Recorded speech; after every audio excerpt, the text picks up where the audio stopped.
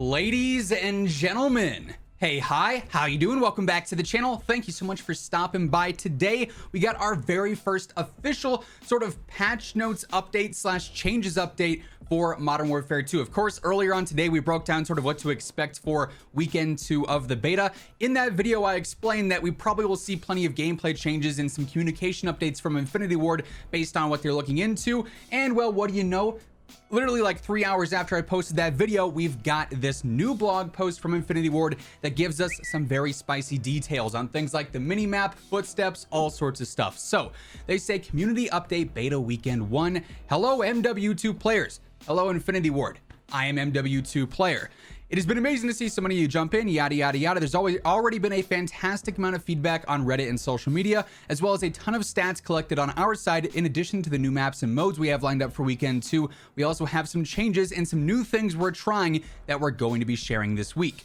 Throughout weekend 1, we played the game, we watched the game being played, we read your feedback, and talked to many of you. At a high level, leading into weekend 2, we are fixing various crashes. I know just obviously we all played on PlayStation for weekend 1. I myself experienced quite a few of those. They addressed a few gameplay exploits, they patched some map geo and lighting issues, and they updated progression for some gunsmith related bugs. Now here's where things get interesting. Here are some things we've heard from you on minimap.rules. So Infinity Ward is officially addressing the red dots in the classic minimap. Currently in the MW2 beta, we only show enemy player dots when a UAV is active. The design reason for this is that we do not want to punish players for firing their weapons.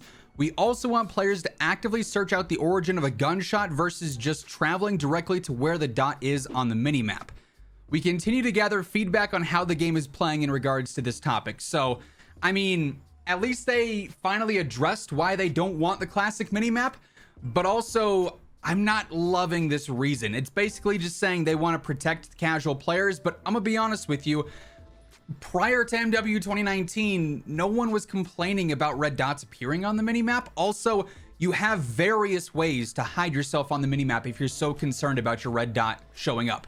Put on a suppressor, use ghost, bada bing bada boom, you're off the minimap. I don't know, I feel like it's weird that they're so hard stuck on hiding the red dots just because that was such a staple in COD for so long. I don't know, I'm not a fan of it, but hey, we got some communication, so I'll take that for what it is.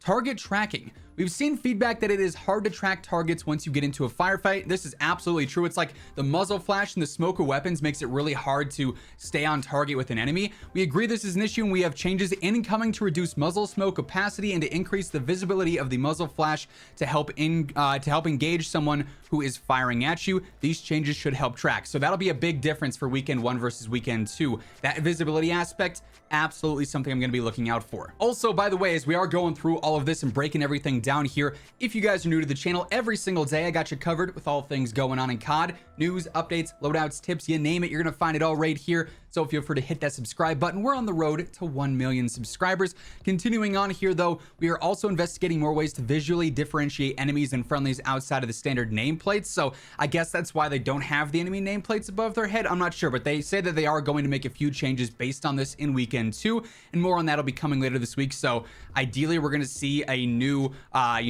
blog post update from Infinity Ward here in the next few days. User interface. We've seen the feedback around difficulty editing perk packages, managing loadouts, etc.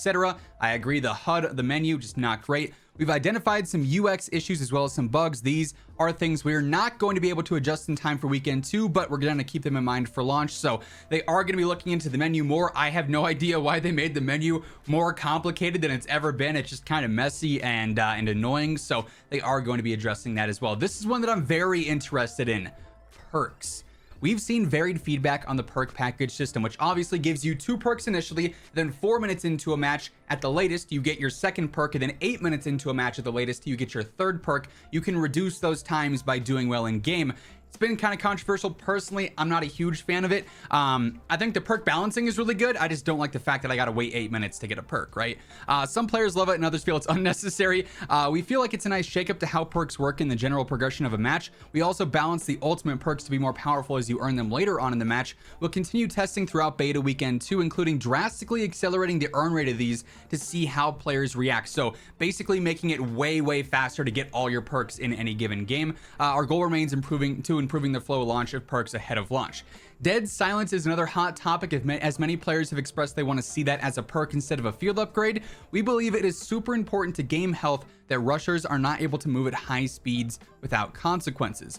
Dead Silence as a field upgrade creates a balance between freedom of movement and predictability of combat, so that's basically them saying, yeah, we're not making Dead Silence a perk. Now, I won't lie.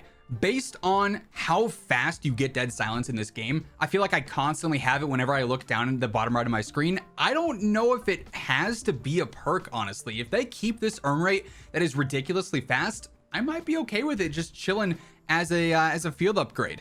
That said, I know plenty of players do want it as a perk, and I would not be opposed to that, but based off of what they say here, I don't think that we're gonna see Dead Silence as a perk for MW2. Then the final thing they bring up here is footsteps. Footstep audio in week 1 of the beta was very high, giving players long distance directional info about enemies. For weekend 2, we have some changes coming in. We are reducing the range of footstep audio for the various player movement states, jogging, sprinting, and tactical sprinting. This will help soften the cost of moving around the map. The second change is that the enemy and friendly footsteps are now distinct.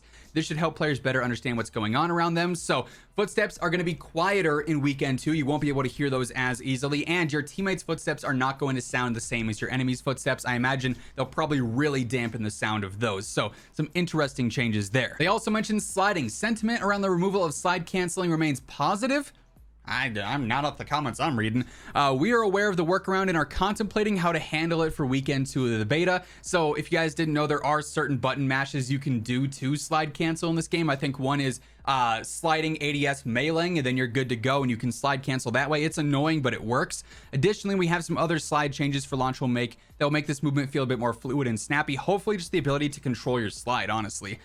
So it kind of sounds like they might be trying to nerf slide canceling for weekend 2. We're going to have to stay tuned for that. But again, stay tuned for all the channels to see what's changing. Crossplay beta kicks off on Thursday the 22nd at 10 a.m. Pacific time. Also, as of today on PC and Xbox, you can preload the game as well. But those are the first official patch notes for the MW2 beta and the initial changes that we're going to see for weekend 2. Let me know what you guys think of these down in the comments below. I'm excited to see some gameplay changes in action. Also, though, I'm mainly just excited to play Ground War, man. I'm so stoked for that. But that is going to wrap things up for this one. Hopefully, you guys enjoyed the video. If you did, let me know by dropping a like on it. Let's try and aim for 2,000 likes on this one. And if you're new here, feel free to hit that subscribe button. Turn on those post noties, because every day I got you covered with all things going on in COD. But once again, thank you so much for tuning in. And until next time, take it easy. Have an awesome rest of your day. And I'll catch you guys later. Peace out.